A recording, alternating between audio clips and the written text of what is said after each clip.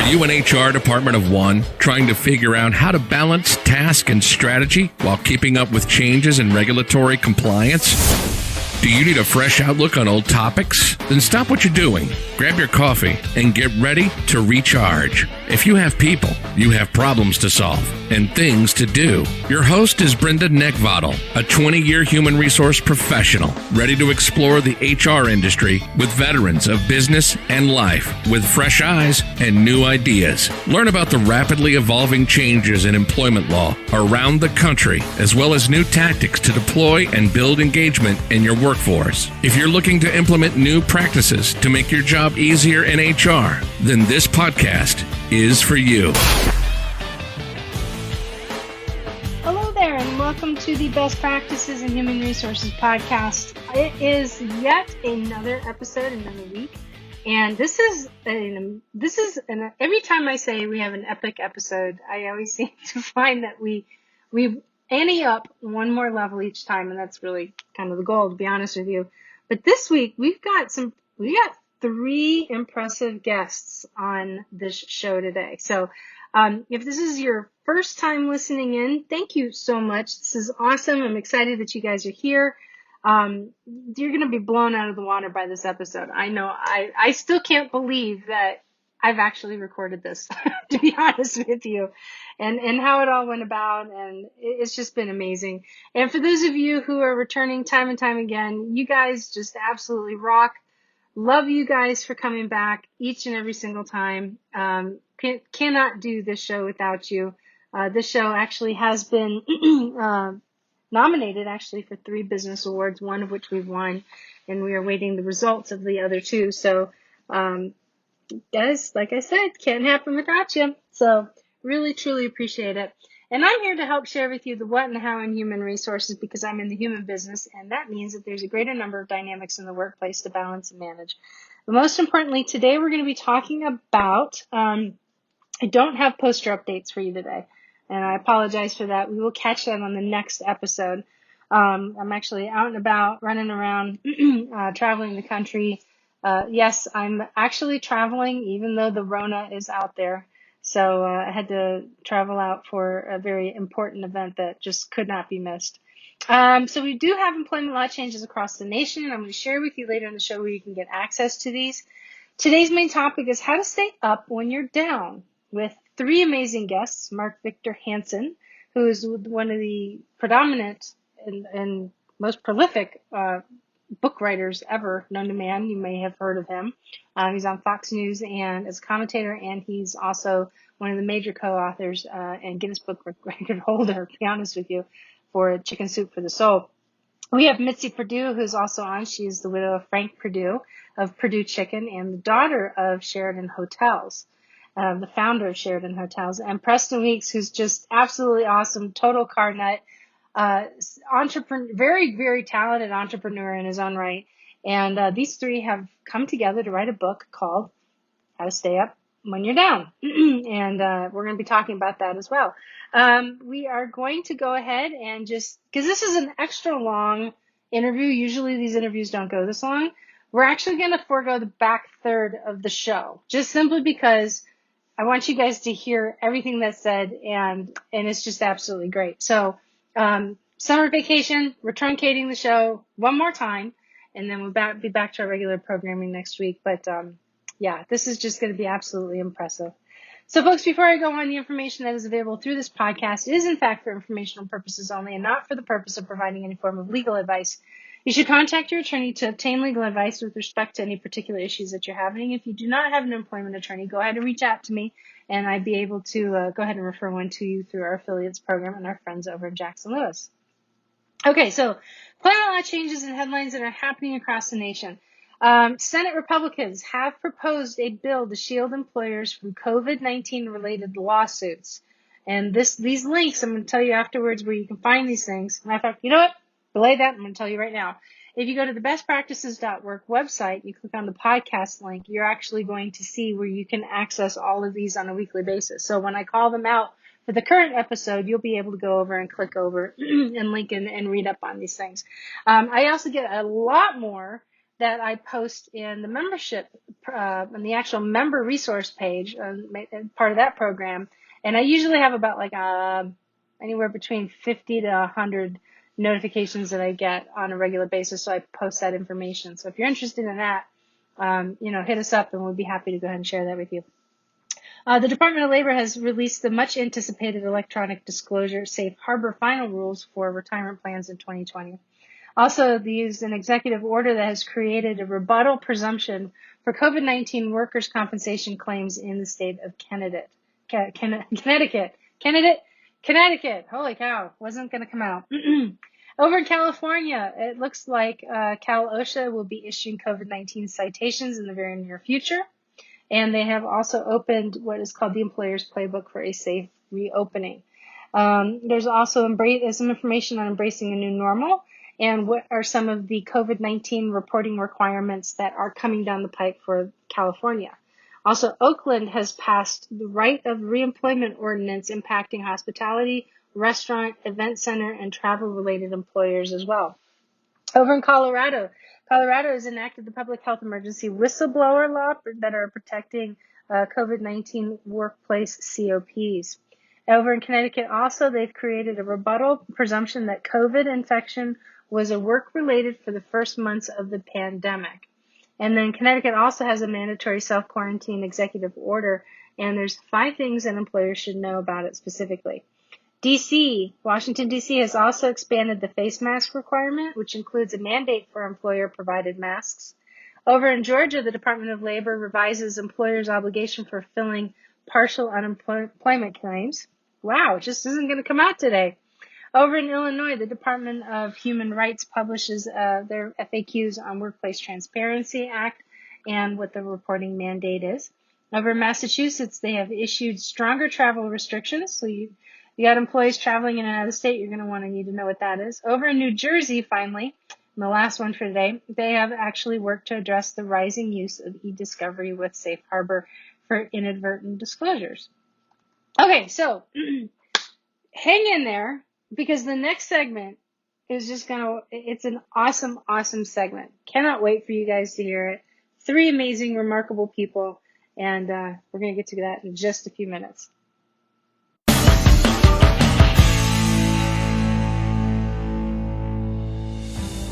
There are approximately 2,500 members of the U.S. Special Operations community who transition out of active duty military service every single year. The Honor Foundation has dedicated its mission to serving these elite individuals on their journey to prepare for life once they take off the uniform. In the past few years, we've begun our own journey to reach this number, launching 3 physical campuses in San Diego, California, Virginia Beach, Virginia, and near Wilmington, North Carolina, along with a virtual campus to reach members of the community anywhere on the planet. I spent 26 years in the Special Operations community as a SEAL. I graduated from THF's program, I served on the board of directors, and now I'm proud to lead this organization into the future to continue assisting these transitioning service members and their families. Our dedicated team, our world-class program, and our incredible tribes of supporters are standing by to help THF alumni and future fellows, and are committed to providing the best possible support system and resources to better serve this community. Our vision for the Honor Foundation is clear: to impact every transitioning service member from the U.S. Special Operations enterprise through our programs and support, and to be a catalyst for overhauling the entire DoD transition program. It's a big task, but the community deserves it, and we're driving full steam ahead to make this a reality. If you've been inspired with what the Honor Foundation's done in the last 5 years, I welcome you all to join us as we craft the next chapter in defining what it means to serve others with honor for life.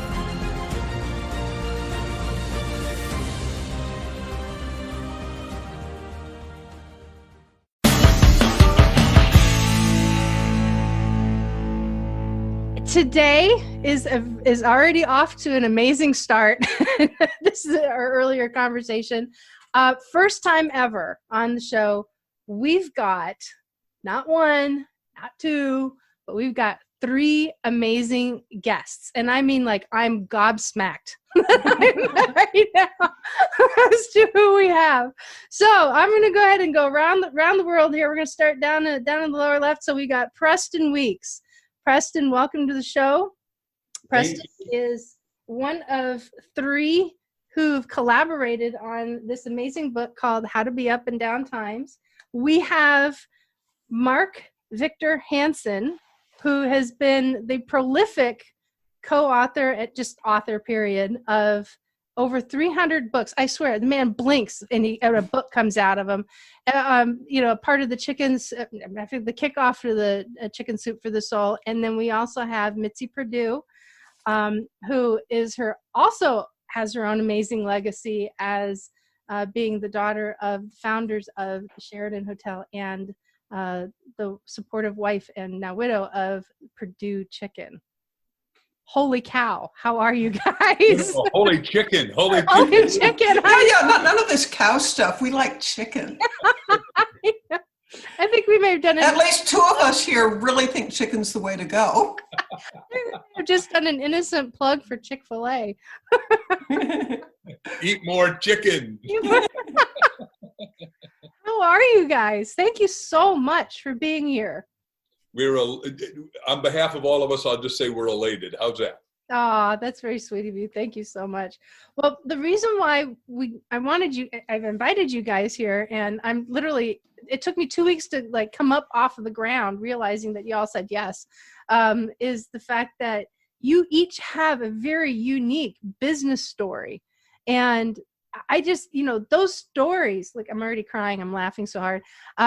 Those business stories are just amazing, and people need to hear, because they see wild success, and we know from being on the business side and then the experience side that success never comes in a straight line ever, and it's the same thing with HR. So actually, I'm going to kick it off briefly with Preston, since Preston was the one that originally reached out to me, and I asked him, I'm like, how did you even connect with me? And here we are. So how are you, Preston? I'm doing so fantastic today. It's so great to be here on your show and to talk to you and to be here to speak with your viewers. And I mean, it's just been a great week, and we're excited to get things launched. We've got a lot of great things going. We've got the all-star team here from How to Be Up and Down Times, which, I mean, I've worked with both of these amazing people, and they are just so much fun, and they're an inspiration and a wealth of knowledge. And so, I think this is going to be a great show. Oh, that's awesome. Thank you so much. And Mark. You paid them to say that. Yeah. That's all right. And Mark, welcome for you. I couldn't resist. Preston is a young, aspirational genius who's done brilliant in other things, but we're about to make the world work with, we got a force multiplier in Mitzi, and I just come up with these crazy visions. She okays them, and then we're going to let Preston do the work. I think it's a great HR team. Couldn't be better. Just couldn't. We nailed it. That's what you call delegation. Yeah. Well, you either delegate or you stagnate in human relations. And then with the beauty of Preston is that he also knows how to automate, because he even owns a company called Operation X, and he's where I blink and do books, he blinks and gets stuff done electronically, and it's amazing. Oh, that's awesome. So thank you for being here. And Mitzi, thank you so much. It's a joy to be here. Joy to be in the present company. Oh, wonderful. Thank you, guys. Okay, so who wants to go first with the first question? And yeah, I know it's you have to point to somebody. It's almost like this whole Brady Bunch thing going on right now. And I guess I have to point that way to have it reach Mark. That's right, because you have to go the opposite. It's like sailing. You have to turn the rudder the opposite direction. Mark would be down. Mark would be down. There you go.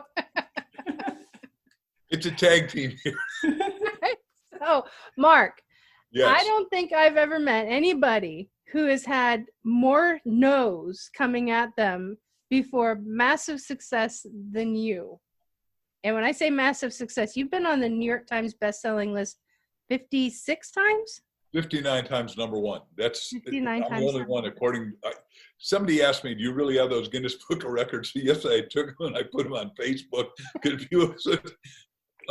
I didn't print those. I mean, this is anyhow. But I've gotten so many no's, but I started selling when I was only 9 years old because I desperately wanted a bicycle. My parents were lovely Danish immigrants, and I didn't get that they couldn't afford a 7,000 bicycle. 9 years old, what do you know, right? Yeah. So I'm reading a Boy Scout Life magazine that said you can sell greeting cards on consignment. And consignment means I'd come up to a beautiful woman like you and I'd say, I'm earning my own bicycle. Would you like to invest in one box of Christmas cards or two? And I sold 376 boxes in 1 month. Became #1, got an award. I ended up getting the bicycle, and my dad took half the money in college fund. But just one other thing. In the other book that we've written, it's called Ask, The Bridge from Dreams to Your Destiny, which is a rocket bestseller I wrote with my wife. We interviewed Peter Guber, and Peter Guber, only 50 Academy Awards, Rocky, Batman, Rain Man, on and on. He owns 2 little sports teams, the Golden State Warriors and the Dodgers. So he hadn't done very much with his life. Poor baby. Yeah, not at all. No, he might succeed. We'll get him on your show if you want. Oh, The point is, yes. Peter's a dear friend, and Peter says, you are so dyslexic, Mark. I'm not dyslexic at all, but he said, you're so dyslexic, you think no means on. So speaking of dyslexic, I actually am dyslexic, and I'll just a little sidebar here because I know you guys will appreciate this.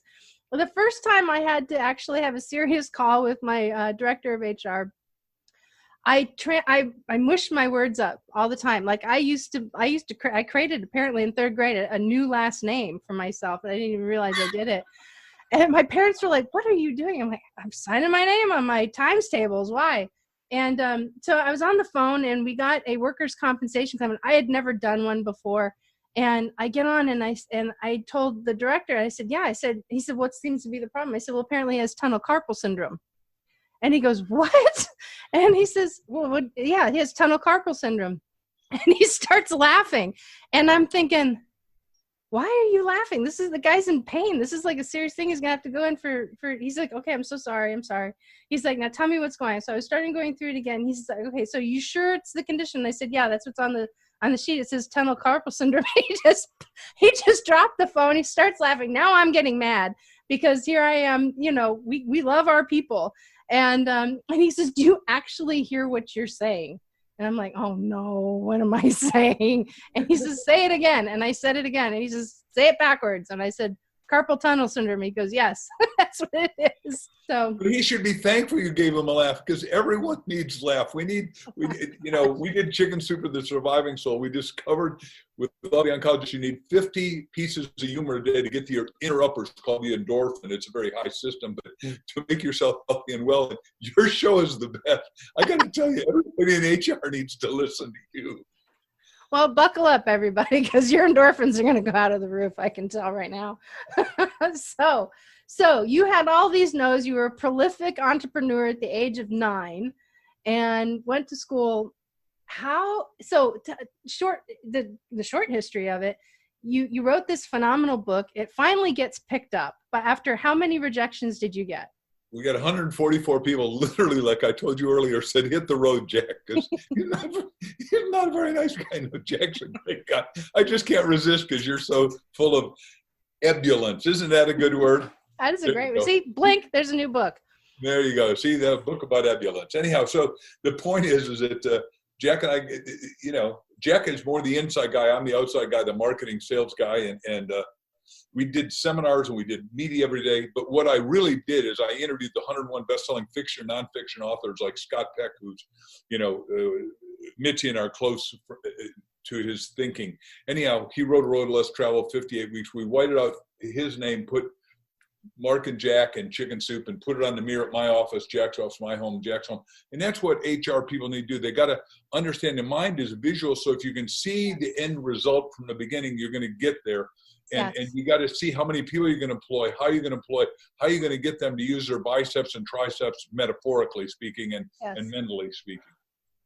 And Mitzi could talk to that better than anybody, because, I only had a few employees. She's got, I think, 20,000. Is that correct at Purdue? Purdue has, I think it's 21,000 now. But at the time of Frank's death, it was 20,000.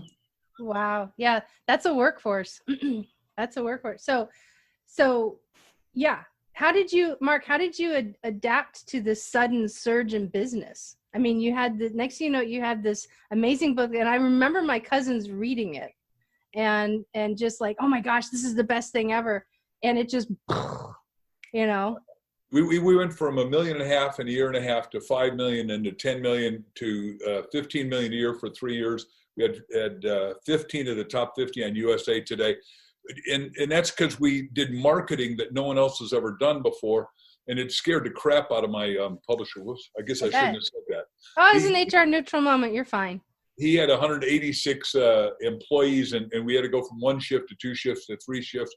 And I was down there cheering them on and encouraging them and saying, here's how this is helping. I mean, you got people that are dying of cancer that are suddenly reading this book and not getting cancer. We have people that are not going to finish college, and I did Chicken Soup at the College Soul because it was atrocious to me when I talked to 20,000 kids at Ball State University that the president said only 1 in 4 is going to graduate. And I go, sorry, 1 in 10 is going to matriculate, but to graduate, only 1 in 10 is going to graduate. And I thought, that's not okay. I mean, yeah. I can talk for Preston and Mitzi and myself on this one. I think I've talked to them enough.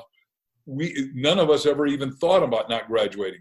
Did you, even though you're dyslexic, didn't you plan on graduating? That was like a give me, right? I actually took the 20-year route. I wasn't formally diagnosed until I was 32. So I had to learn how to completely read.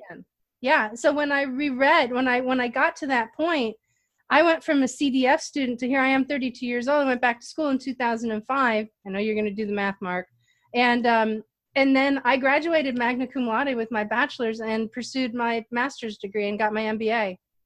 And then, went right in and just now my clients refer to me as the HR force of nature now. But yeah, that's my story. It was not an easy path at all. It was hard. Nobody has an easy path. No. And I can guarantee you, because I've read Mitzi's books on her, and I love Frank Purdue. I mean, he says, this is a chicken, and he'd take I want her to, tell Mitzi, if you would please, about how he did the jet engine to burn off the hairs of a chicken, because he wanted, please. Okay, Frank was the ultimate perfectionist, and he wanted his chickens to have the breast be as absolutely beautiful as his bald head, as in no hairs. And so you can try picking them off one by one. You can try singeing them. Now, nothing was working. And then one day he was in the men's room washing his hands, and this with the air dryer. Yes. He's washing his hands, and he's thinking, the reason we can't get those little hairs off the breast of the chicken is because they're lying down flat after the chicken's been washed. What if we used, air? Yeah. But the problem is the air on your hands, in the restroom doesn't have nearly the power. So he began figuring out, I wonder what else could have a big blast of air. The answer? The jet engine. Jet engine. That's awesome. So and I think the whole industry does what Frank innovated with, but now you don't find, if you're buying chicken, you're most likely not likely to find little hairs on the breast anymore, because they knew how to get rid of them. Nope, I'm sitting here thinking through every chicken I bought out of Purdue, and I have yet to see a little tiny hair now that I think about it. Little bitty hairs coming out of the chicken.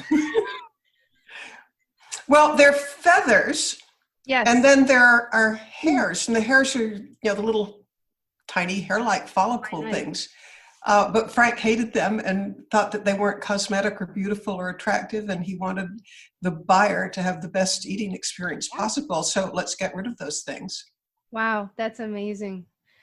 Okay, so you, Mitzi, let's stay with you for a quick second. The next, you're up, Preston, so buckle up. Hang on.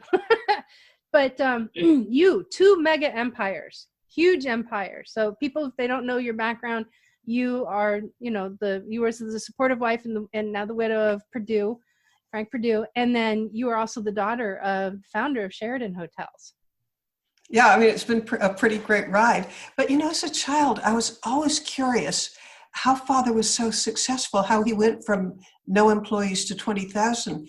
And in the end, I think it's an HR story, because he always said the same thing that Frank said, which was the entire success of the Sheraton Hotel chain was the people who worked there. Yes. And then, now to my mind, as a little girl growing up, okay, great, but how did you get them to go the extra mile and be so committed and to stay with you for life? And I have a tiny story about that, how he did it.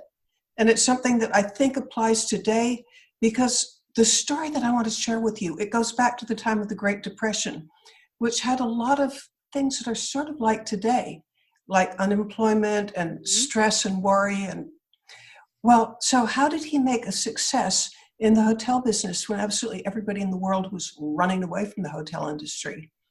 And his answer was, when he'd take over a hotel, the first thing he'd do when he owned the hotel, when he had taken possession, would be he'd invite all the employees into the hotel ballroom.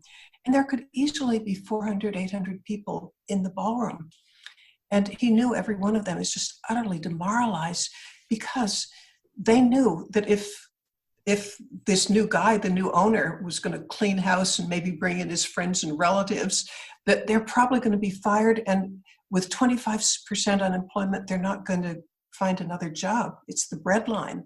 Yeah. Well, Father knew that, and he knew what they were thinking. And further, he knew that they probably weren't going to hear a word he said until he eased the pain of fear. And so the first words out of his mouth in every hotel that he took over would always be, I want every one of you to keep your job. And I want you to keep your job because I know that you know this hotel better than anybody else in the world. I know that you know your job better than anybody else.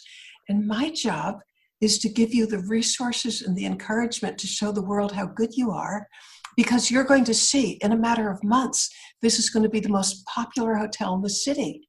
It's going to be the most financially sound. It's going to be an example to other people in the city that things can turn around and get better. Mm. And that's part one of the story. There is a part two, which is the next day, all the employees would come in and they'd see cavalcades of plumbers, electricians, decorators coming in to refurbish the hotel, which you'd expect because a hotel that's been on the edge of bankruptcy, right. It's gone to seed. But here's what the employees saw. All these people who were refurbishing the hotel, they never went to the areas that the public would see. The first money Father ever spent on any hotel was on the employee lounges, the employee dining rooms, lockers, nice. Showers, the places the public would never see. And I asked Father, why didn't you put money in places that would get you money back right off? And his answer was, people have a compulsion to live up to or down to your expectations. Yes. Yes. And if you demonstrate to them how important they are to you,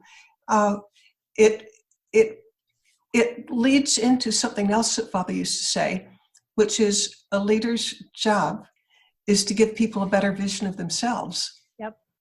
I love that. Oh my gosh, I absolutely love that. My grandfather my grandparents had the #1 True Value hardware store in the United States in Hawaii for over 10 years. I think it was like 15-year run that they had in Hawaii. And the one thing that my grandfather did every morning, we'll get into family business stuff, is that he'd hit the ground and he'd walk. My grandfather was, like most men, grandparents in my family's era, came from the Depression. And he would walk the floor and everybody was like, the old man's on the floor. It's what we called the coconut wireless, because it would just like the news would hit and ripple throughout. Yeah. Old man's on the floor. Old man Lundquist is on the floor. Make sure you're not. And he'd get to my section where I was working. And he goes, and I had 6 big aisles. And he goes, Brenda, he says, there's 4 people over here that need help. And I said, it's like, what am I going to do? Divide myself? I said, I'm getting it to everybody as fast as I can. And then he'd look at me and he'd wink and he'd walk away, because he knew I was right in tune with everything. And that man wrote he would write a letter to the employees every payroll. And so every week, every pay period, we would get a letter from my grandfather. Wow. Encouraging, talking about customer service. And, if the guy deliberately breaks a $5 shovel, return it, because he's going to come back and spend, $45,000 in 4 days, brilliant guy. So yeah, it's pretty impressive that when you make that investment in your employees and you look back into history as to how people made investment into their employees, the outcomes don't seem to change, right? People are still people at the end of it. I love that. That's awesome. Thank you so much. Okay, Preston, All you are right. surrounded by all of this now. So help us understand a little bit more. I know your background, but help everybody else kind of understand a little bit more of your background. And if you could help kick off how the project for the book came to fruition. Yeah, absolutely. So yeah, a little bit about my background. So I started out, well, I've always been kind of like Mark was saying, a salesperson and an entrepreneur ever since I was in elementary school. I used to buy candies and sell them to the kids at school. I'd buy a bag of candies and sell them for 25 cents each and make money when I was in like 3rd grade. And then I got into making things. I had all these little businesses at school.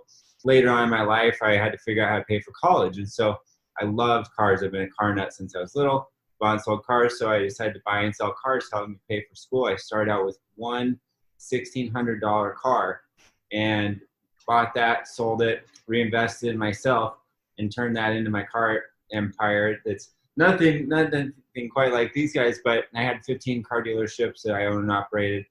Yeah, and nothing to sneeze at. Yeah, it was a lot of fun, and I love it. Now I've transitioned on to other things and been able to work alongside Mark in a number of different companies and have a bunch of other fun projects and have grown that.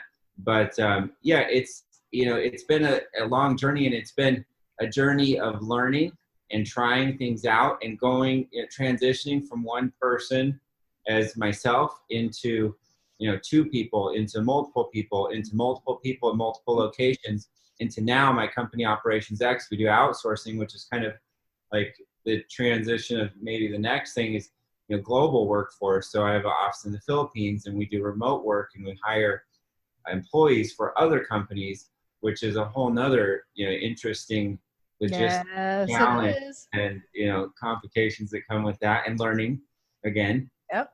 So yeah, that's a little bit about my background. That's awesome. So how did the concept for the book come about?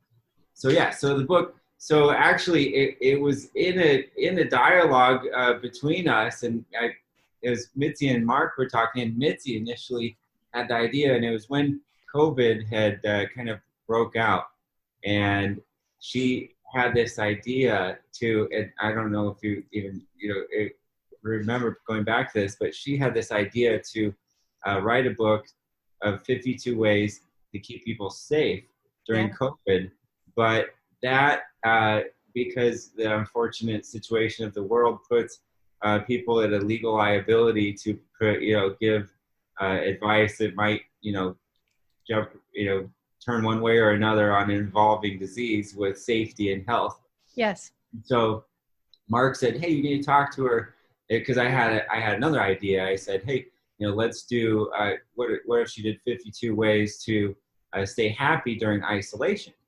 And so Mark said, hey, let's get her on the phone right now. So we called her, and then we started talking, and we started collaborating, and basically those collaborations evolved into how to be up and down times, which is what we produced today.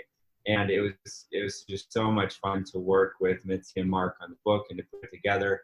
And it ended up kind of being a bunch of different tips and things to help people through, the change of times and the change of things that's happening with your body, with your mind, with your soul. Those were kind of 3 things that we focused on throughout the book. And so people can, like Mark was saying, strengthen that muscle, strengthen that mental muscle, strengthen your, body and your mind and everything, so that, you can have the ability to be up and down time. So that was kind of the evolution of how the book came about. And I'd like to jump in here for a moment, because what Preston just described is something that Frank Perdue deeply believed and acted on his whole life. And that is that none of us is as smart as all of us. Because I'm a health writer by trade. Since 1980, I've been writing science. I've been writing for, Scripps Howard for almost 30 years, and then for genetic engineering, and also for the Academy of Women's Health. So I have a background in writing on health, and I'm qualified to do it. However, the idea that I had how to keep people healthy in the real world, since we don't want to get sued, the idea wasn't good enough. But between the 3 of us, we've come across something absolutely fantastic. But none of us is as smart as all of us. My idea wasn't really that good, but you marry it to other ideas, Yes. and what a winner. And I've just recently told Mark and Preston, but there's a woman I've never met from Taiwan who had one copy of it. She ordered 200 more, and now she's asking if she thinks that it will sell in department stores in Taiwan, and she's inquiring about buying 1,000 copies. Oh, awesome. So, obviously we hit on something good, which I certainly wouldn't have on my own. No, and it kind of almost feels like you catch lightning in a bottle, kind of. Yeah, we did. It's totally lightning in a bottle, and it's lightning in a bottle because the trouble is that we open up and then we close up. We open up and close up, Yes. and what we're saying is, hey, look, it is independently a choice in HR. It's independently a choice in our own life whether we're going to be up and down times, because there's always going to be pulsation in the language. Mitzi and I push each other's vocabulary to the edge of the thing. Love it. The vicissitudes of life, you're going to have peaks. You're going to have valleys. Isn't that a good word, vicissitudes? And I don't know why it makes people laugh, but it's one of those strange It's words, not the Brenda. word, it's you. It's how you do it. It's great. I love it. We're not laughing at you. We're laughing next to you, right? So great. So great. Oh, I love that. But We you're had right. fun writing this because we want everyone to understand that, look, we're all going to have down days and down minutes and down hours, and the last 4 months have had most of us sequestered, but it's not one of us, it's 8 billion of us. So we say, look, we'd like 8 billion people to read the book, not just because it's us, but because it'll change their attitude. And in my colleague in this business, Zig Ziglar, said your attitude gives you altitude in business and life. Absolutely. And everything that we're talking about is just it's a shift in perception. It's just simply put, it's a shift in perception. And you know what? Look, what we do in this field, it's not easy. I mean, first off, when they say it's lonely at the top, they're not joking. And all of you are independent leaders. You know exactly what I'm referring to. But then you've got this other person that's running parallel to you that's lonely at the top. And the reason why your HR person runs parallel is because we can't really regurgitate and vent our issues upward because leaders are relying on us. We certainly can't do it downward because that's a breach of confidentiality. And you can't go side to side because you're the only one.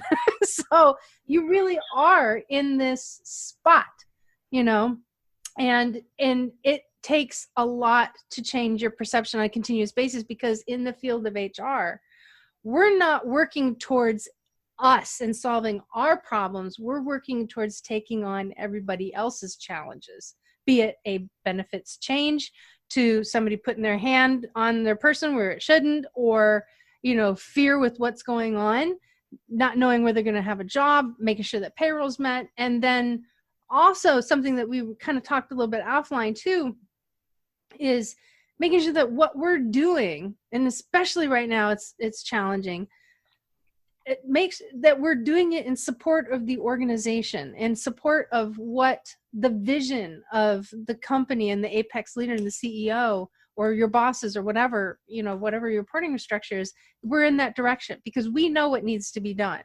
I mean, when we hear that something needs to be done, man, it rides our call to action button like you wouldn't believe. And then after that, it's now we have to struggle hard to get that buy-in from leadership. But if we reverse that perception and start the conversation around what is your number one business objective, Mr. or Mrs. CEO? Now I got it. Now I know how I can align my efforts to support the direction that you're going in. And a lot of people miss that. And our training, first off, there is no such thing as an all-inclusive training when it comes to HR. We have to learn a lot of what we do simply by trial and fire. And that comes along with the risk of, feeling like you're going to look bad if you say something that's not right to somebody who's relying on you to be correct. So I was going somewhere with this and I completely lost it because I could feel it coming from Mark. What happens is that the difference in HR now than ever before in history is that trial and fire the whole world's on fire for the first time. Oh my gosh, yes. We don't have one fire, we got 4 fires. The first fire we got is COVID-19 itself, like Preston was saying. Second fire is the fear of everything and uncertainty. And that's why we wrote, how to be up and down times, because you've got to be independent. And what we love HR people, and they got to be stronger than they've ever been. Yes. Right. The third fear is the economy, because the economy is trying to bite at everybody's heels. Like Mitzi was saying articulately, Frank did it right and her dad did it right, Mr. Henderson. And what he did is he was good to the employees first, because, the employees are an outpicturing. They're the reflecting shadow of the leadership.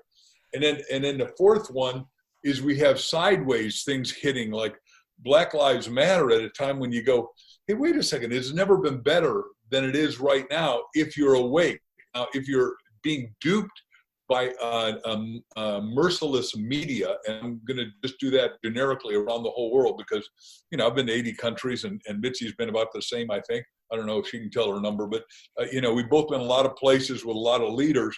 And right now, all of them are getting bit by the media everywhere. And the leaders of these countries are friends of Mitzi's and mine. I will talk for just 1 second and say that we literally know these men and women are in trouble. And we're both in several intel groups, right? You're talking about being lonely at the top. Well, lonely at the top, the guys at the top and ladies don't exactly know what to say. And I think I'm talking for Mitzi on that. And they're asking us for our input and say, what is it we can do now to overcome those 4 malaises, if you will? Yep. Yeah. And it makes sense. I mean, we're up against so much. Our nerves are frayed. And I'm convinced if we shut the media off for 3 days, 60% of our problems will be solved. I'm so with you on that, because the Buddhists say attitude is everything. And Completely. I can barely, I do watch the news, but it takes an effort of will, because I know at the end of it, I'm going to feel down. Yes. Yes. I mean, our cell phones, this is the greatest invention on the planet. And it is the worst thing that has come into our lives. I mean, this thing has replaced the flashlight, but it's, it's just amazing. We get sucked into this.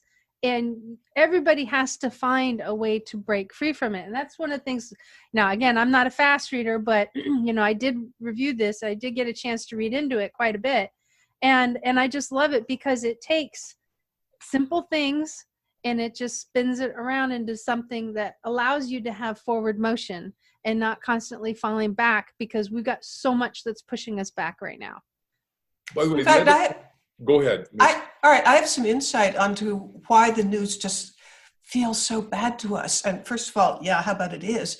But second, I had a TV show for 8 years, and my station, it was a CBS affiliate in Sacramento. My station was part of a $1 million study on what made people watch a program, or what made them able easily to turn the channel. And it turns out, and this isn't just true for CBS, it's for media in general, the amount that you're upset, the amount that, they did this with like how much the viewers' palms would sweat, how much their heart would race. Yes. The tests that they did found that the more upset you are, the less able you are to turn the channel. And so they're highly motivated. If you're a news director, you would like things that are going to get people agitated.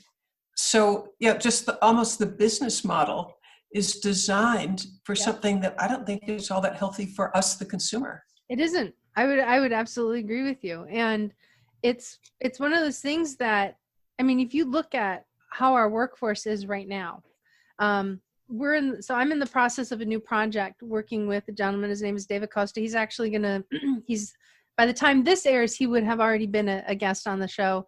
And he's a national authority on active shooters. And he's working with schools in Utah on teaching teachers how to deal with an active shooter, but giving them the confidence to actually disarm an active shooter. And I've seen them do it. Yeah. This one woman, she just about threw one of the trainers across the room. And it's just what we're in the process of doing is we're de-escalating the fear, and we're rebuilding that confidence in the workplace for that unlikely event that we may need it. But now with what we've got going on with civil unrest right now, that chance actually kind of increases. And so, but that's what it's all about. We figured out that if we were, and he figured it out sooner than I did. I just helped put it into words. If we de-escalate the fear, we take the fear out of the equation and we increase the confidence, anything and everything is possible. And in this circumstances, that means life. Yeah. Well, let's talk about, go ahead, Press.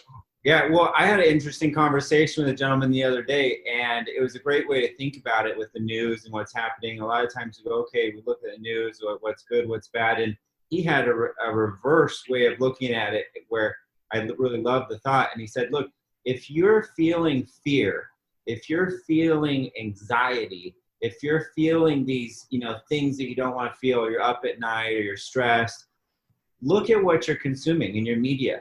Look at what Yes. television shows you watch and see if those shows are fear-related shows. See if they're anxiety-related television. If they're shows that have that in it, then there's a good chance there's a connection there.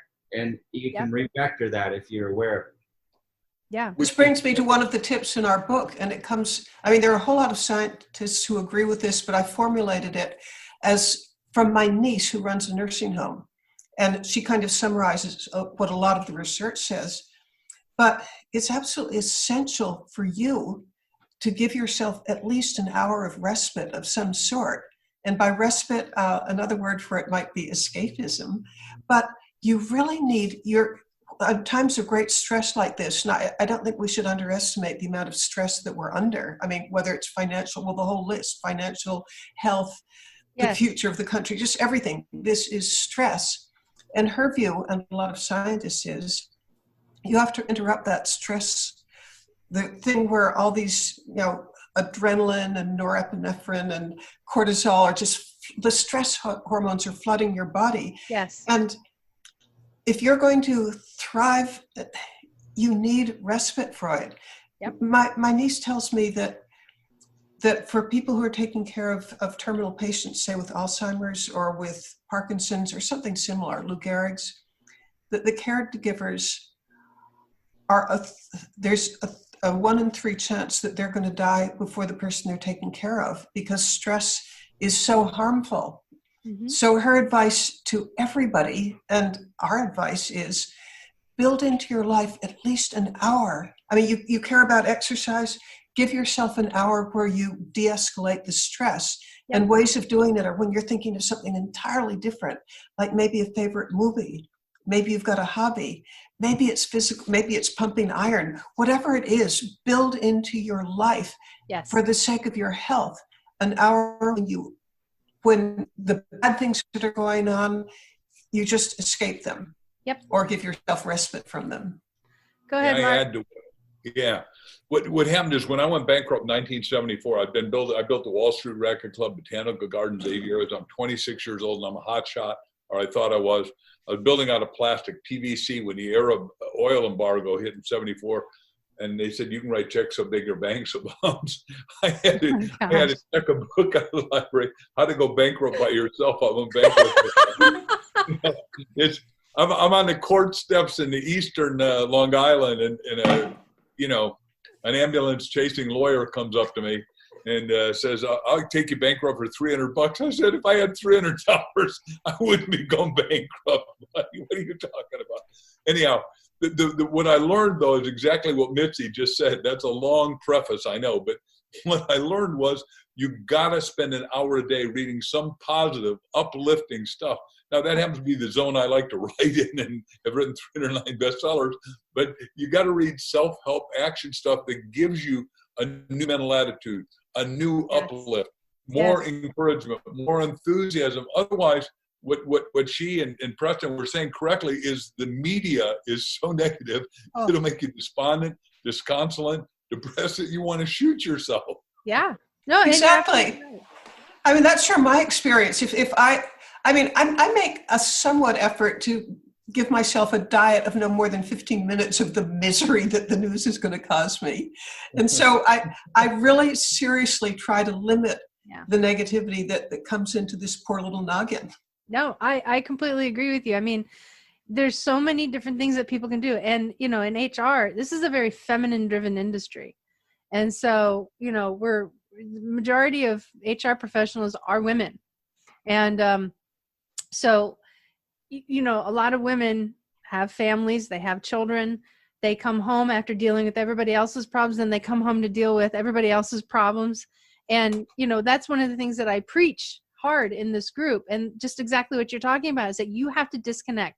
I don't care when you do it. Just if the minimum is 30 minutes a week, go do something for yourself. If it means sitting, taken from the movie, was a date night. If it just means sitting in a hotel room by yourself, drinking a Diet 7-Up, I don't care. For 30 minutes, just go do something for yourself, because you can't take care of everybody else until you take care of yourself. And even I've reversed a lot of things for myself as well. But it's all about caring for yourself, because if you even when it's bad, even if you lose your job, even if all of a sudden you've burned through all your money and your 401k is, you know, smoked out, you still have to take care of yourself, because it's the one thing you own outright. I'm sorry.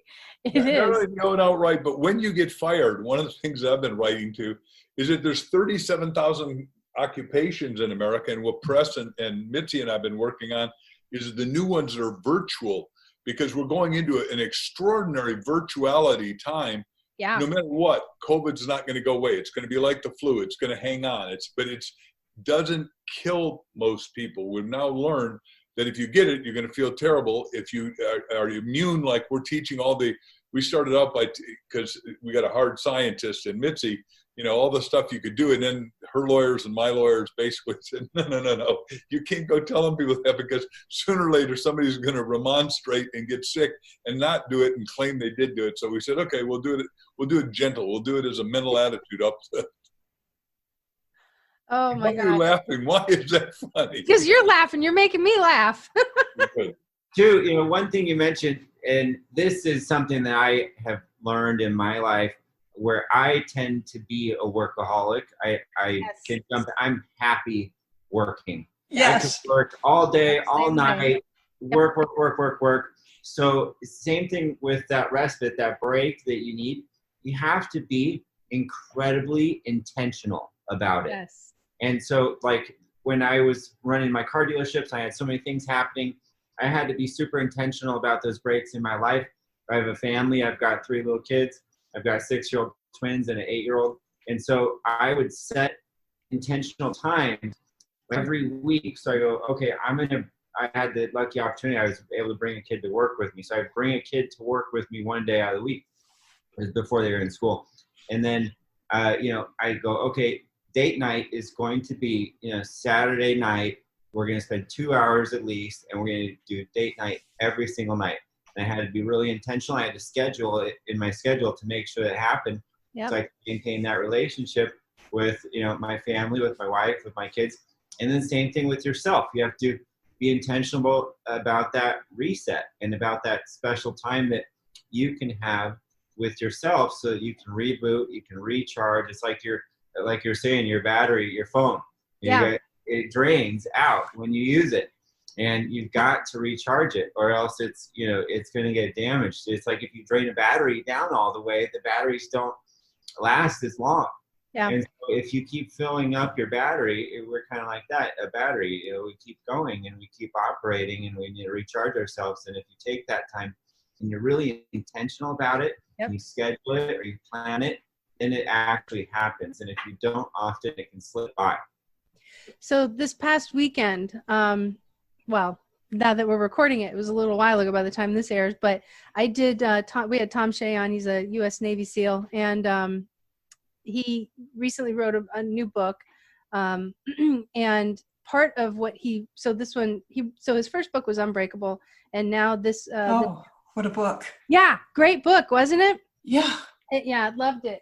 And so the new book is actually called 3 Simple Things Leading During Chaos, and part of what he did, he does this 24-hour walk, and then he did a session, and I participated in, where it was called the Unbreakable 48, where so within a 48-hour time period, now this is the first time I've ever done a physical endurance challenge at all, we would get up every 4 hours and move for 1 hour within 48 hours. So every 12 o'clock, 4 o'clock, and 8 o'clock, within 48 hours, we would move for 1 hour. And Tom was a former BUD/S instructor, so all I kept hearing in my head was the question that he continuously posed, and that is, what would happen? What would your life be like if you didn't give up? So my two goals were, number one, to finish, and number two, to do it without complaining once. Whoa! Yeah, and that's controlling a lot of internal dialogue. And then there's other, stuff that he talks about that he gets you into the conversation, because his philosophy is that when you're in the physical space, when you're physically moving, you tend to work through things. And so it was really interesting. Now, that was just last Sunday, and I was sore. I was very, very, very sore when I got done. I was sore 1/3 of the way into it, and I just kept going. And but Monday, I got up and I walked for 30 minutes. Yesterday, I got up and walked for an hour, and today I'm going to do it again. And not because I'm putting it in, it's because I hit that reset. My reset button was hit hard. And that was one of the goals of it. And so, you have to reset. That's the whole point. You have to hit that reset button, because nothing's going to change unless you put some form of a disruptor in, be it, reading something influential like this, like, with your new book, right? There it is. How to Be Up and Down Times. Doing something like that, doing something physical. If you don't reset, we had a big reset as a world. It was more like a wake-up call. And, everything that we're going through right now. But if you don't do something to reset your environment, you're always going to be where you are. Exactly why we wrote this book, because we said, look, we're in the great, the yin and yang. Crisis always equals opportunity. Now we're the biggest crisis, we get the biggest opportunity, and everyone's got to hit the reset button, hit the pivot button, hit the reinvent themselves button. And it doesn't matter whether you're 4 years old or 40 years old or 104 years old, you got to redo it and rethink it and be, like you just said, unbreakable. And that is a wonderful question. I've been writing notes all the way through this. I got 12 pages of notes, so I'm very thankful. And people who don't take notes, and listen to your show need to start taking notes and keeping a journal and all that, which is one thing we teach. But what happens is, we're just to finish this in a forward, what I wrote was, we're going to do 50, not billion, but $trillion worth of business from 2020 to 2030 with great businesses like one that, Press and I are advisor to with Mitzi, and that is QCI. And what they're doing is I'm going to make it colloquial, but it trash to cash. We can now take every atom. A guy spent $300 million, 20 years, Dean Rose, and as an engineer, and he's got 50 guys working, ladies and men working with him, and he figured out how to take every piece of metal in every garbage dump. Now, our 10,000 garbage dumps are full. If we don't do that, and we can take metal and go back to metal, glass to glass, glass to glass, water to water, we're in the most exciting time ever, and we won't lack resources. Because Jesus said, I've come to you guys to have life and have it abundantly. Well, the only way to abundance, as far as I'm concerned, I'm not talking for my writing partners here, but it's through technology. Properly used technology that's well thought out, that's controlled with good HR. Yeah. Boy, thank you for that. I appreciate that. And you know what? You generated a thought. The reset isn't just for yourself. The reset comes with business as well. Look how many people are adapting to what's going on. One of my friends here in the Virginia Beach area, best blues band ever. And I am not a local band follower. I still listen to Duran Duran, if that tells you anything, but love them. Yeah, I know, right? But he, before the restaurants started closing down, he canceled all of his gigs, and he got a studio set up. And within the week that all of those things went down, he was already booking gigs online and playing live and getting paid for it. Genius, right? Preston and I have done. If you go to markvictoranson.com, you can watch all the videos that I've done, but I only can claim that I'm the writer, narrator, and he gets to edit it. But we've also put in the greatest graphics ever, and now Mitzi's trying to help us do all that, and it's a mind blower, because all of us have gone. Yeah. But it's great because it's challenging all of us in a level that, if you're not looking at the negative, and yes, it's very scary. It's scary to think that, holy cow, all of a sudden I'm going to have to start laying people off, and holy cow, we're at risk of shutting down our business. That's the scary part. But if you embrace the fear and you turn around and say, okay, so that gets to sit right there. Where are our opportunities, and how can we transition and turn something around? And how do we mine all of that really great potential from our people to go ahead and do it? And I think fear overrides all of that. I mean, look, Preston, look at your business. I mean, you're doing all of this, international transition work. I mean, that's massive. And it all looks different, not just from customer to customer, from country to country, and from scenario to scenario. I mean, when I left ADP, I consulted to 380 small businesses in 5 years. I've seen a lot of different things done a lot of different ways. There's no way you can't take something from that. And just like what you're doing right now. Yeah, it's, everything's changed, everything's adapted. But what's so neat, and one thing that Mark kind of mentioned too, is that the technology's out there. And so we need to adapt to that technology now. Maybe we're not used to it. Maybe we're not comfortable with it. But there's so many benefits that are coming out of it. I was talking with the CEO the other day, and he said, I've never been so efficient in my business before, because I used to have to fly, and I have experience of this. I'd fly to California. I'm in Arizona. Fly to California for a day. I maybe fit in 4 meetings. I'd fly out at 5 in the morning. I'd pick up my rental car. I'd drive through the chaos of California. I'd drive more than I actually was in meetings. I'd hop back on the plane. I'd fly home, and I'd come to my house at midnight, and I'd get 4 meetings done. Now, we're all over the country, just like we are in this meeting right now, and we can talk face to face. I can have meetings back to back every single hour. I can get things done. It costs less. It saves me time, and I can do what would have taken 8 weeks, I can do in 1 or 2 weeks. And so, that's amazing on the leadership side of things, and adaptation and change that's happening. And you can do that on a global scale. On the employee side of things too, if you look at it, you go, okay, it's a change. I've got to work at home. Some people like it, some people don't. Well, what if you're an employee and you had a 1-hour commute? You just picked up 10 extra hours a week of your life. What can you do with that? Well, I'd recommend doing some of the things we just mentioned in this show, like, take that time to improve yourself. Take that time to take care of yourself and your body, learn, educate, take care of your health and all those types of things. But, so with these change and with these adaptations, there's maybe some stress or maybe some issues with it, but also it's beautiful because there's so many great things that come out of it. One thing that Mark just mentioned too, like the courses, all the conferences, we do speaking events and, speaking in front of large crowds and things like that. Well, one thing that my company did when this whole thing hit is we adapted really quickly, and we started building online courses for other companies. We're doing that as a service at operationsx.com. And so, where people had things they were going to events and they were speaking with people, or if they had a training or a teaching program or something, they have to teach their employees for HR. We can put that online now and put that into a course and distribute it, and you can distribute it. People can watch it any time of day. We can, distribute it across the entire world. We made the book writing course that Mark teaches called You Have a Book in You, which is a fantastic, amazing course. And, we just connected with a group. I just connected with a group in Australia, and they're delivering, that course as part of their offering to help people build their business and define their brand in book writing. It's one of their, 5 pillars of kind of reinventing your company or yourself.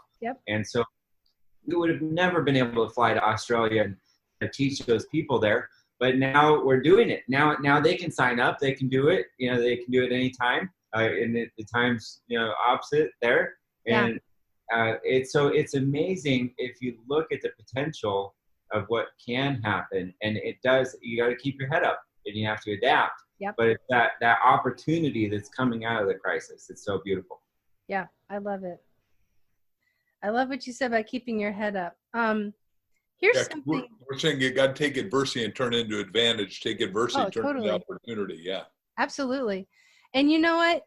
It's funny because, there's been a few times now that I've been around, my friends and the people that I know and love. And it was so funny. It was on Mother's Day. We went down to the Navy SEAL monument to do a reading of what's called Frogmen Down.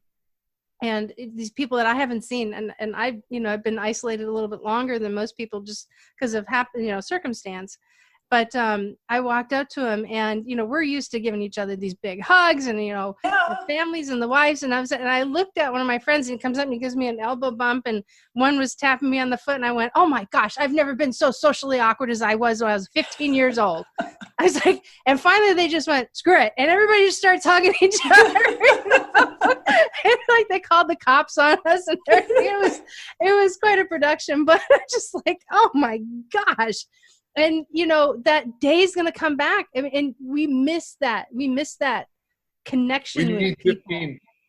Jack and I in the first Chicken Soup book, did a story on the hugging judge, and what the research showed was that you need 15 hugs a day. We need to be tactily touched. Yeah, I would agree. When we start off the session at the Honor Foundation, which is I haven't spoken to you about this. It's a transition program for special operators, and started off with SEALs. That's how I got started 4 years ago. Now I introduce myself as like, I'm the HR lady of the group, and I'm also just going to let you know right now, I'm also the hugger. So get ready for it. It's 44 people are just like, check, got it. And it's great. But you're right. We need that connectivity, and systems like this have been great at maintaining it to a level, but not at the level that I think as human beings really truly need. And that's where employers really have to start getting creative as to, talking about what Mitzi talks about is that, it's, look at it, my eyes are watering. It's all about the people. How do you keep getting the people? How do you keep honoring the people of your workplace and keep them engaged and keep them feeling like they belong to something bigger? That's the essence of everything I saw in my late father and my late husband, that they did everything they could possibly do to communicate the importance. And allow me to share one of the things that I watched Frank do. And this is a case of do as I say and not as I do, because, because I can't live up to what he did, but it's worth aiming for. Yeah. He knew thousands of names. So if we're walking through the floor of a plant, he could introduce me to person after person after person, and he'd even know something about the person, such as, Mitzi, I'd like you to meet Delcy. Her son just got into college. Or meet Antonio. He's had 30 years without a sick leave day. Wow. But, just imagine what it must mean to somebody, a worker on the line, to have the big boss recognize you by name. Absolutely. In fact, I even think this is something else that I'd recommend to managers and bosses and owners. Go through the plants.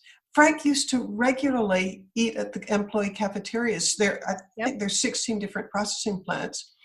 And he could have gone to great big fancy restaurants, but no, he sits and I was with him often. We would sit in the cafeteria and he'd just talk with people, ask, how are you doing? How's it going? What do you need? Yep. Yeah. I don't know if it's a parable or if it's an analogy or something, but I heard this a while ago, and I play this role every now and again, that if you sit and have a conversation with somebody and the only thing that you're talking about is you're asking questions of the other person, not like drilling them in an interview, but if 100% of the conversation is an interest on the other person, they are going to think you are the most amazing creature on the planet, because our lives are all about us.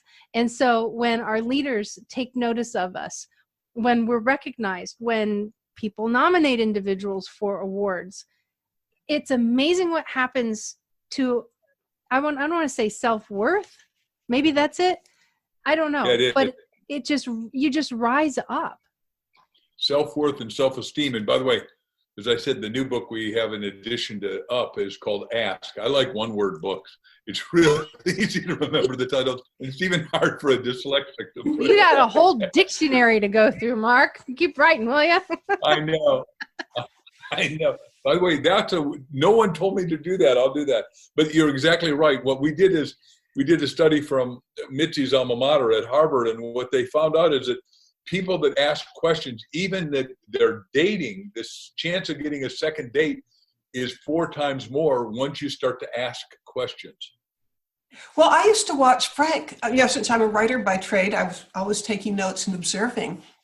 And one of the things that he just regularly did was, if he was interacting with you or with a group, like a group of salesmen or board of directors or whatever else, he would be talking 10% of the time and listening 90% of the time. And the 10% of the time that he was listening or that he was speaking, Mark, he was asking. Yeah. I mean, just as you said, he was showing interest in them by asking them questions. Yeah, absolutely. Now take that. If you get, here's a good question for you guys. So let's say, for example, you have somebody in HR who's working on that. That's a skill set that they're developing because they want to help the CEO make connections, or they want to make better connections with their workforce. Now that person gets lost in everybody else, and they don't take that, nobody's giving that back to them, because you have to feel like you're just as interesting as the people that you're talking to as well. So, can I answer that out of an experience I had this morning? yes, please. Okay, so I've owned two companies with probably one of the greatest trainers and most high spiritual leaders on the planet, a guy named Bob Proctor. Today, he's turning 86. So he writes me this long letter, which never would I do this. I hope I'm not violating my dear friend Bob. But he sends me this thing early this morning. So my wife and I called him because we were at his 80th birthday, and he's going to have his 100th birthday. He's already booked it for 1 million people in Las Vegas. So that's 14 years from now. So Bob writes, "Thanks, Mark. How can I help you, Mark?" All capitals. "You've been such a good friend throughout almost my entire commercial career. I'd like to do something for you and Crystal." That's my wife. "I am probably as happy as anyone that you met and married Crystal. She is so good for and to you. I'll be 86 on Sunday." I thought it was today. "Mark, I was reviewing all that I'm grateful for, and you are a list of the special friends. You are such a good person, Mark. Love, Bob." And so I called him and I said, and it's Canada Day, so they're closed down. And I get goosebumps telling you this. He said, "What do you want?" And I told him what I wanted, because he has 2 million people on his podcast at a time. I said, "Let's just do an interview with us," because he's interviewed us about our book, Ask, and other books that I've done, forever. But I said, "Why don't we just do a dialogue? Because you believe that Spirit's always expanding. Spirit's always making people better off. You're teaching fundamental abundance. You're saying we're turning around the economy. Let's just do a dialogue with you and I and Crystal." And he said, "Great, 2 million people will do it within 2 weeks." I went, "Holy cow." And I did. I called him just to wish him a happy birthday, because he wrote me that love letter. And that's so asking does have, to people that are aware and conscious and have some intellect, there is a high reciprocity. I think Mitzi would agree with that, and so would Preston. Well, absolutely and totally. I mean, reciprocity makes the world go round. Yeah. And I don't mean transactional reciprocity. I don't mean, you do this because I'm doing that. No, out of the fullness of your heart, you want to do something for somebody. We know that comes back. Sorry? We know that as quid pro quo in the sexual harassment. Right? By the way, I see also that you've got in our first chicken soup book, we've got the Teddy Roosevelt thing that you got on your wall behind you. The man in the arena. In the arena after the bloody fight is the one that is there. And by the way, everybody, I hope you send that out to everybody, and I hope you read it sometime online, because it is profound, it is poetic, and Teddy Roosevelt is a house that Mitzi and I will be visiting very shortly in Sagamore Hill, when we got to be in New York to do some media together. Well, I'll tell you what, I will read that as part of the segue into this episode, so that way we make sure that we get it done. I think that's a great idea. Yeah, so, I love Teddy. Preston, so we're talking about connectivity, and here you are with an organization all over the planet. How are you guys staying connected with such a remote and diverse work environment? So, well, part of that's through technology. I mean, there's so many amazing different things you can do with technology.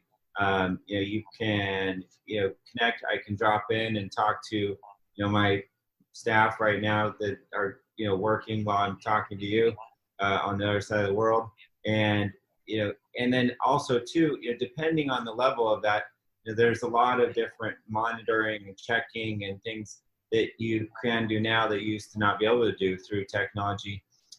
There's some industry pushback, or some people push back occasionally with too much monitoring, so there's a balance.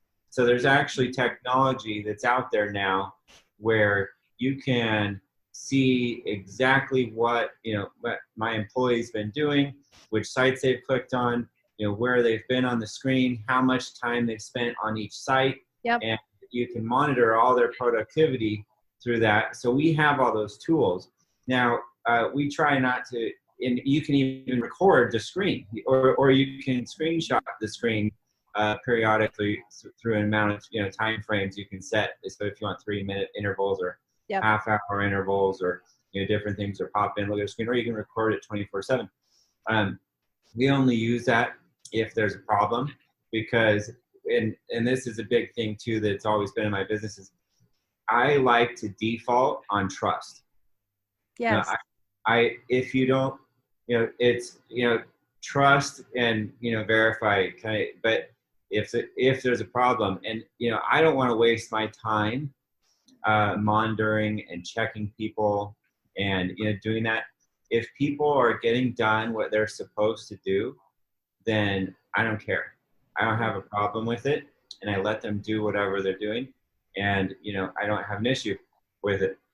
Part of that too, though, is on the leadership side, you need to create clear expectations. You need to create goals, and you need to have those people also need to be enrolled in communicating their performance.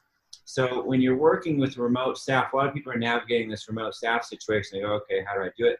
One of the problems I see companies, have is they, expect things to happen. There's a breakdown in communication. They're not either conveying that to their people, or there's not the back and forth, and you don't want to sit there and monitor and everyone's working apart.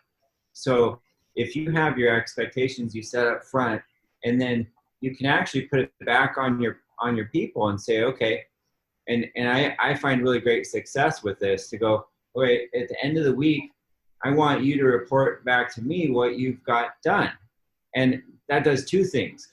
It takes off my plate, so I don't have to worry about it. I don't have to do it. Two, it allows them to realize what they've accomplished, which is super powerful for people, because they not only are they keeping track of it, some people might think it's annoying or something like that, but you don't have to go back, you don't have to verify. They go, okay, this week we got this done, we got this done, we got this done, we got this done. They feel successful by doing that. They feel successful by telling you that and reporting that. And so, it's a really, really great way to incorporate, that type of a thing into a remote work situation now. The one thing that I've seen, I think, is a big miss by employers. So go back to what you were saying about it gives employees, their level of engagement and satisfaction stays high when they can report to you what they've accomplished. Here's the thing that I see that I just want to club people when it happens, and that is they go, well, what about this? How come you didn't get this done? And all of a sudden, that emotional bank account is going from profitable to in the negative. And it is such a common thing, because we don't, we're leaders, we're focused in, and what happens is when we feel that pressure, right, our tunnel vision starts kicking in, and then we get very, very fine-tuned and honed in on just a stream of thinking. We have to remember to open our aperture, and when somebody's telling us something, which is a hard thing to do sometimes, we have to be mindful that we're taking in information that is important to somebody else, that likely we could apply somewhere else and be just as beneficial. But that's what pressure does, and that's what stress does, and we're back to that stress conversation. Yes, right. I like what you're saying. That's why it's nice to preface and say, let's see if we can't keep our emotional bank accounts high. And the way I do it is I say, hey, look, your life is like a 24-story house, right? And if the top of that is to get to God consciousness or full awareness or self-realization or self-actualization, whatever languaging you want to do, all of us are at some floor in that. And the goal for us in this company in HR is to have all of us elevate, escalate, whether we're walking the stairs, whether we're on an escalator, or whether we're an elevator. A lot of you want to take the elevator, but there's no elevator to self-improvement. Back to what you said about the feedback you got with the SEALs, that's building your self-esteem, that self-love, which is inside outing. And everybody wants it outside to validate, but you got to do it inside. So your life is a mirrored reflection. It is what Dr. Emmett Fox used to call a mental equivalent, where you got to see it before you did it. And the best example is when Jack and I interviewed all the top leaders, we put it on the mirrors at our respective homes and offices, and we were number one before we became number one. So when we became number one, they just said, well, you're number one. We always thought you were going to be number one. Now, they didn't really believe that, but all of a sudden we were number one. The point is, that's the imaging that HR's got to do. That's why Solomon, the greatest visionary of all leaders, and the guy worth $6 trillion, if you believe the numbers of what the Bible says, right? And I'm a Salamic scholar, as it turns out. But the point is, Solomon said, without vision, we perish. Then I'll translate it in English, with vision, you flourish. And it's up to HR inspiring leaders to have a bigger vision. Yeah. And that's a challenge for HR departments of one, because we're taking care of so many fires. So you can be the visionary then. Yeah, exactly. That's exactly what I was going. If somebody who's in HR is an HR department of one, or a very small team, or is an individual where they're a director and they've got subordinates where they can't find that nourishment elsewhere, it has to be self-driven, but split it in half. In other words, spend a chunk of your day dealing with all the crises that come with the role, and then spend another half of the day trying to figure out how you're going to raise somebody up. Because when you raise somebody else up, you raise yourself up simultaneously. It changes that chemical in the brain. And matter of fact, you're going to love this one, Mark. Years ago, and I mentioned this a little while ago on an episode, I had a team of people. I was sent into a store I was in operations at the time in retail, and I was sent into a store, and the store manager and one of the teams did not like each other. They did not get along at all. And it was all these women against this one dude. And he comes in, I come in for my shift. I'm already kind of like, a little tired because it was at the end of the week. And he comes up to me, and the first thing I hear is, I'm done with these people. I can't stand them. I just want to fire them all. Right? And they're just growling and garbling. And I said, here's what we're going to do. You're going to put your stuff down. We're going to go into the back. And so I just had it. And I walk in, I said, everybody put your stuff away right now. Whatever you're doing, drop it, put it away. I want everybody's attention. You have 30 seconds, go. And they did. And they're all kind of like looking at me like, oh my gosh, what is she going to do? And I said, here's what I want you to do. Everybody, I want you to take a spot up against the wall, and I want you all to turn and look at yourself in the mirror. And they're looking at me. I said, just do it. And it was this big wall of mirror. And I said, here's what you guys are going to do, because I knew the secret behind this. And I did not want to deal with a whole day of listening to everybody grab at each other, because that's what they've been doing for weeks. I said, y'all are going to look at yourself, and you're going to smile at yourself for 15 seconds. Go. And within 5 seconds, everybody was cracking up laughing. They couldn't do it. People are just like, guttural laughing. They're like, this is the dumbest thing that we've ever done, and the stuff funniest thing at the same time. And I said, you guys are going to have the best day for the rest of the day. You want to know why? And I said, why? I said, because you just changed your brain chemistry. And by the way, y'all need to figure out how to get along, so you might as well do it while you're in a good mood. Awesome. Love it. And I walked out the door. I said, have a good one. I'm out of here. I got to go take care of my stuff. I said, because I'm done with y'all. But it's that kind of thing that works, Here I am laughing again. Look at that. There's a super cool exercise I did once at an event that's kind of similar, but it involves people, and it's just being with someone, literally standing face to face with a person. I mean, like inches apart, like toes together almost, not touching, but not talking, and just stand there for like 3 minutes. They won't make it. Don't say anything. And just look at them, and you walk away from that experience like you just are connected to this person in the deepest way you could never even understand how it happened, by just literally sitting there and looking at someone face to face and not talking and just being quiet and feeling that moment. I mean, it's life-changing. Yeah. And I think that's what's so important right now, is that we're so far apart right now. Granted, we have technology. That's the only way that we're really able to stay connected. But I think, mark my words, and I'll bet you anything, that when people are starting to come back together and we're getting that close proximity to one another, that, the people that we really enjoy, that phenomenon is happening organically without people realizing, because we've been so distant from one another. And the distance is the problem is, we do 7 roadblocks to asking, and the 7th one is disconnection. And Yeah. right now, people are more disconnected. You say, well, no, we're more connected with a cell phone and the laptop. No. You need a physical connection. You need to hear somebody. You need to, what Press just said, you feel each other, right? Yeah. And feel is, I may be going too far for HR generally. So we just use the force. Right? Yeah, the force. And may the force be with you, because there That's is right. a thing called auric energy, and there are orometers now, and we can take auric meter pictures with, thanks to Curling Photography and Hama. But the point is, all of us have that, and when you are together, your energy builds. You get stronger. You get mightier. That's why I say 1 and 1 isn't 2. It's the power of 11 if you look at it right. Perfect. Oh my gosh. So Mitzi, I'm going to start this question off with you. So one of the things that we've been talking about in the Next Gen Women in HR Facebook group that I've got is that building of the relationship between the HR professional and the CEO. And not that it's bad, it's just how can you take it to the next level?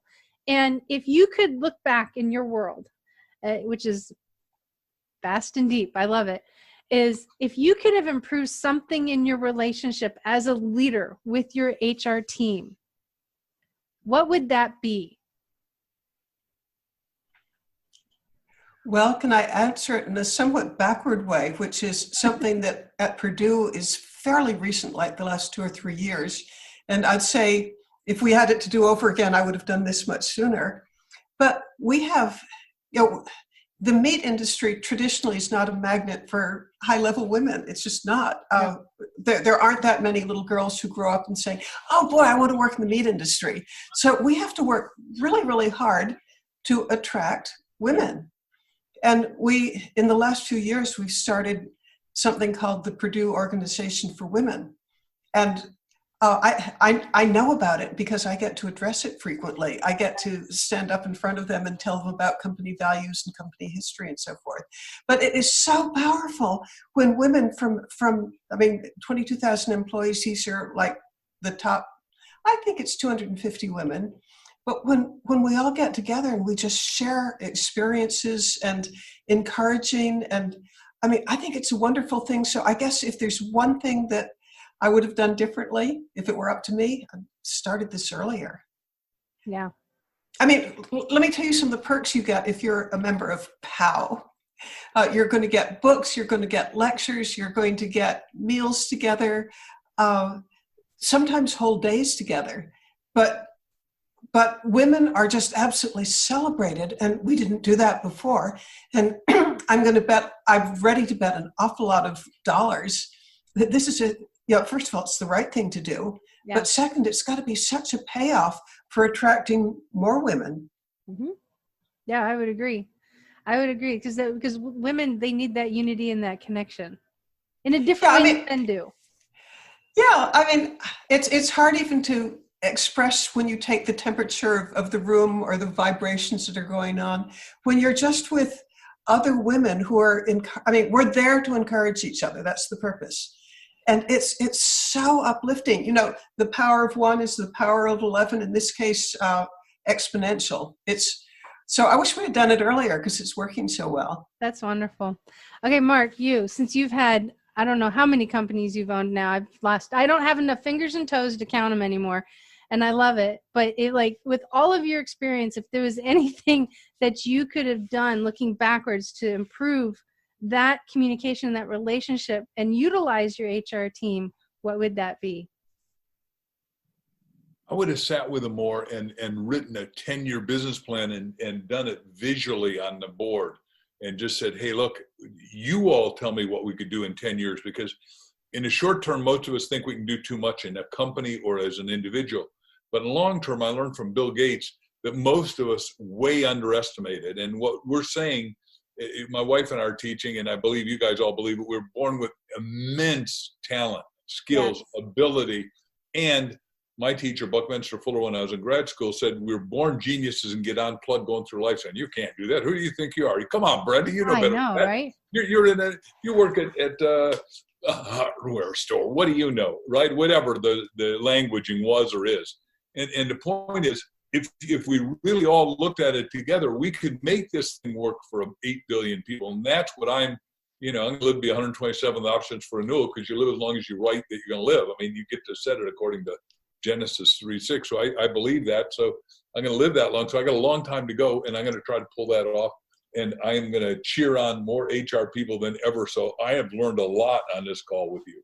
Oh, wonderful. Thank you. So here's a follow-on question for you. So now I can tell you right now that somebody listening to this is going to go, oh my gosh, I would love to have what he's talking about. How can I make that happen? So being a leader, what would you want your HR people to do in order to convince you that sitting down and doing this or improving that communication, how would you recommend they go about doing this? Not just from my lips, but from somebody who's been in seat. By the way, I'm making this up as I go along, because we've got two of my partners online here. So, we have not done that for us. We're trying to solve immediate, back to what we said earlier, trial by fire. The damn place is on fire, and we're trying to put it out as best we can with a little fire extinguisher. But as soon as the fire is over, which is probably going to be after November 4th or springtime. Right, exactly. Right, January 3rd. What we'll do, Preston, Mitzi, my wife, and I, and our team will sit down, and I really want to do this 10-year plan. And you forgive me for bragging here, but a guy I met at a podcast said, I got to buy you something. And I said, I've never met you before. You don't have to buy me anything. He said, no. You're going to have one of these gigantic glass screens, which Preston's seen at my house, and you can write anything on it and keep going. So we're going to write our 10-year goal on this thing. And Mitzi, once she's willing to get out of sequestration, if that's the way to say it. Soon, I'm ready. She'll come out here to Arizona. We live in a wonderful place called Scottsdale.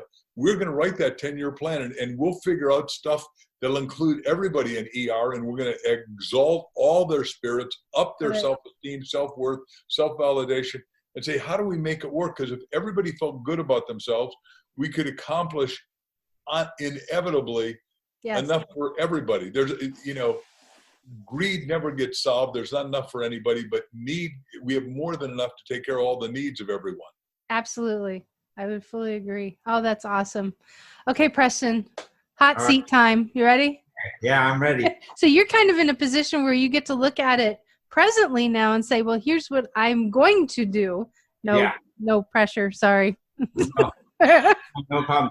Well, you commit to something. So yeah, I've got three things I want to mention. One of them, and it has to do with the era that we're living in. We're living in this digital world, and so there's social media and there's all these things, and you look at your phone and see the good food that your friends ate the other night or whatever, and all these like silly kind of interactions. Right. But what that's done is people, and this needs to come from a leadership perspective down through the chain of company, is people need authenticity. People are craving authenticity like it's never been before. And so this front that everyone puts out that, oh, I've got this great life, and I wear my suit, and I drive a nice car, and I eat at great restaurants that look like they serve beautiful plates of food, or whatever kind of thing, is kind of a little bit a trend of the past, and it's a little bit of that face. And what people really, really connect to and what they resonate with is the authenticity. And then the second part of that is, by doing that, people need to share from the heart. Yes. And people need to share from the heart, and they need to be connected with their heart, and they need to not be afraid of that, because a lot of times, especially as leaders, they're afraid to, be exposed, kind of. They put up this wall, like this, strength pillar kind of thing. I can't be wrong. Yeah. Yeah, right. Yeah, you can't be wrong. You got to be this, certain type of person. And so if you're authentic, and if you can lead, from the heart, that can, accomplish that. And then, the third part is to trust, to extend trust to the people that you work with, and trust that they'll perform, trust that they'll do that. Because, that all connects to that authenticity. If you're not trusting people in the end, then you're not actually being authentic, and you're not leading from the heart, and you're not letting things go. And all those three things combined together in a leadership role will trickle down through your company and help it. Yeah. You said something that's so key, letting it go. And this is something that, you know, when I work with leaders that are having people problems, because if you have people, you have problems, let's face it. You either have one or two problems. You either have a process problem or you got people problems. And people problems can be big and massive scale where you need to, you know, you don't have the right talent in seat, all the way down to that one guy, you know, but that's the thing is that, you know, and Mark, you said it earlier, we get jaded in life. You know, we start off as geniuses and then we kind of get beat down, which is just how life is. But then the same thing kind of applies with, you know, leading individuals at work, is that somebody makes a mistake or they step out of bounds or they demonstrate some level of undesired behavior. And now you have somebody who we're judging beasts. And now you've got a leader that has said, not a good experience. And that person will never live down that memory. They won't live down that experience, no matter how hard they try and fix it. And I've run into this as being a dyslexic. I'm not great with numbers. My 3s, my 6s, and my 8s, they all look the same. So I don't do a lot of comp analysis. I am not your girl. I'm telling you right now. But when I run into something and I've goofed something up, I feel the pressure of that judgment and that never letting go that she's made that mistake. And what's worse is that when somebody feels that, because we're talking about, you know, that life force, when an employee feels that their leader, their CEO or whatever, the president of the company, small organization, big organization, has lost confidence in their ability to do something, then what they are actually doing that's good and great is completely missed. So true. Only so thing true. that's stuck is that one event in their head, and it scars the whole relationship forever. And that's something that I work with them. I'm like, look, let's get you, you know, Mr. Leader, you're Miss Leader, whatever. Feel what you feel. Let's deal with you first. Now let's really take a look at this situation. List all the things that they do well. And does the one thing that they've goofed up on really outweigh all the great things that they do? And if you said about your grandfather writing a love note to everybody and saying how great they did. We need more love notes and less criticism. Yes, agreed. But you know what? There's also this personality clash that takes place too. You can we have this one guy. I got to come up with a new name for him because I really can't. I don't want to say it because he's a lawsuit happy former employee, and I really, quite frankly, don't ever want to run into him in court. But we'll just call him Lieutenant Dan. Anyway. Lieutenant Dan, anyway, this guy was brilliant at what he did. He was very, very skilled at what he did. But he was that guy that would take a bird's feathers and stroke it backwards. And, you know, sorry, Mitzi. Anyway. I love it. But that's what he would do. And he would do it to get attention. And then he would do something else dumb and dorky to get attention. And then he'd argue with you. But all of that constantly overshadowed everything that he did great. And finally I said, can you just stop being a jerk for 5 minutes? And he said, I said, you intentionally ruin your relationships at work to the point where I can't help you anymore. I don't know what more to do. You do great things, but you cast this whole huge shadow. No wonder you're not getting the raise you want. No wonder you're not getting the promotion. No wonder you're not getting the respect that you're craving, because you're not earning it either. All you're doing is destroying your relationships. The joke is there is he brightens up a whole room when he walks out of it. Oh, yes. That's exactly what happened. But Brenda, tell us the rest of the story. How did he respond? What happened? Well, he just couldn't change. So this is how he responded, and I kid you not, he was a 6'5" white guy. He went out and he got cornrows braided into his head the next day to make a point. And I'm like, and what point are you making? Because quite frankly, they look really bad. But he comes back and he says, there, I cleaned up my image. I said, no, you didn't. I said, you got cornrows put in your hair. I said, you didn't clean anything up. You just got a new do, man. I said, you got a long road to hoe. And eventually he actually did wind up pushing his luck too hard. He did wind up stepping over the bounds. It was a financial impact and they let him go. But He has sued every employer along the way. He is that one guy, you know, but that taints an employer forever. It taints a leader forever, because those are hard moments. I mean, people on the outside, they only see the outside of it. What they don't see is the nights that you lay in bed wondering if not only is the company going to get sued, but our individual liability as well.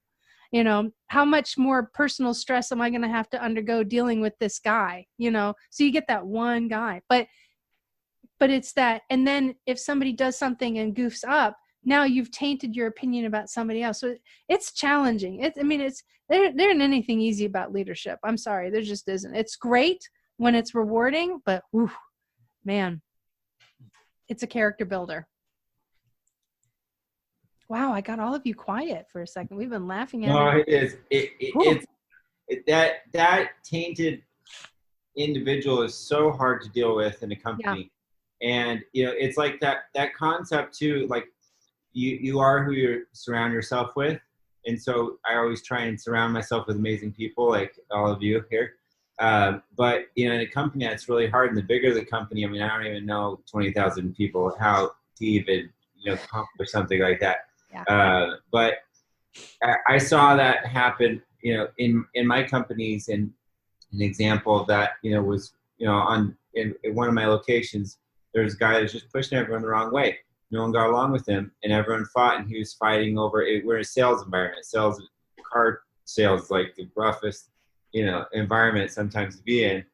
And it's commission based, so everyone's, you know, really got to get along. It's really hard to, you know, make that synergy and create a group, and we were able to do that, which was great. But I had that bad seed in there, and you know, I won't say who he is or anything, but he had a situation come up where he said, "Hey, you know, this is happening in my life. Can I take a leave for 2 months?" And I was like, "Yes, you can." Happily. Please. Oh, sure. If that's what you want, I'll do it. And in that time when he was gone, we were understaffed at that location, but we shattered our record in sales because everyone was so excited that he was gone. Yeah. They carried that energy into work. It translated into the customer, and the customer purchased, and the whole success of the business launched. And that was a learning, you know, situation for me as a business owner to go, wow, it really does have that big of an effect to create that positive, it does, you know, feeling in the work environment, to create that positivity, to create that happiness, to create that synergy. And so I made a mission from then on to, you know, make that a top priority in every single business I've ever done. Yeah. Love it. Love it. Well, if you guys could leave everybody with the best wisdom and nugget of information you probably, because we've had a lot of it, we got the gold mine here on this show, what would it be? Like, if you wanted to just leave that one thing that people can think of, like, I still have Tom ringing in my ears, what would your life be like if you never quit? What would you want to leave people with today? I'll jump in. Go ahead. You go first, Mitzi. Go ahead. Ladies first. Okay, just something from my father, he said that his approach to leadership was inspire, don't require. And I need to develop that just a little teeny bit. He wanted the person who was making beds, the maid who's making beds in the hotel room, that she's not making beds in the hotel room. No, she's building the best hotel in the city, one that's going to be an inspiration to everybody else. So I loved his approach of the person waiting on table or tending bar or cleaning up a room. They're not just doing that. They're doing something much bigger. They're part of something bigger. And that gets back to his saying, inspire, don't require. Yeah. Love that. Mine would be the size of your question determines the size of your results. So I'm asking everyone to ask a bigger question of how can I do more, be more, have more, serve more at levels that you hadn't previously thought about. And that's why when Crystal and I wrote ask and then we wrote up is we got to stay positive. We got to stay in sort of an exalted state, because if you let your energy and attitude sink, you sink. Yes. Love it. And then, mine, it comes from one of my mantras, which is relentless improvement. And so I think, relentless improvement is so important. Part of that is like the world I got behind me here. The world is constantly in motion. Everything's in motion. Everything's changing. I'm sitting here right now, and people are outside, my office. They're working. They're doing things. Life's happening. The world's moving. Things are adapting. Things are progressing. And we always need to have an attitude of relentless improvement. And part of that, too, comes from listening. And even the most, basic person in your life, they might not be, high up position in your company. They might be, someone that's not gone to school or done things. We can learn from everyone if we really, really focus on relentless improvement. I learn from my kids all the time. They can teach those simple little nuggets that I go, shoot, I didn't really think of that. It's something that maybe was not a realistic thought in my mind, or that, can, change how I'm doing something in my day or in my company or in my life, or any employee, to listen. And so relentless improvement is, my thing. I love it. I love that. That's great. All right, guys. So this is what we got. So we got 3 books. So first off, the trio wrote How to Be Up in Down Times. That's book number 1. Book number 2 is Mitzi's How to Make Your Family Business Lit. Great book. I mean, I was like thumbing through this and like, oh my gosh, there's so much stuff that I saw with my own family. And then this one's The Power of Focus. I'm reading this one, Mark, on the financial aspect. Great book. Yes. So I thank you guys so very much. Can you please share with people how they can follow you? I mean, aside from Mark, who's like in every bookstore on the planet, but other than that, how can stores are closed? So I need people to go to markvictorhansen.com and watch all the videos we've done and see that. So markvictorhansen.com. It's just MarkVictorhansen, the Danish way.com. That's awesome. And Mitzi, where can people find Mine is shorter. MitziPerdue.com. But Purdue is spelled like chickens and not like the university, so it's Perdue. There you go. And Preston. Yeah, you can check out my company at Operations X. It's operations with a plural and then just the letter X to multiply your operations. So check me out at Operations X or check me out on LinkedIn and see what we're up to. It's all fun stuff. Love it. Thank you guys so very much. This has been great. Thank you. Thank you.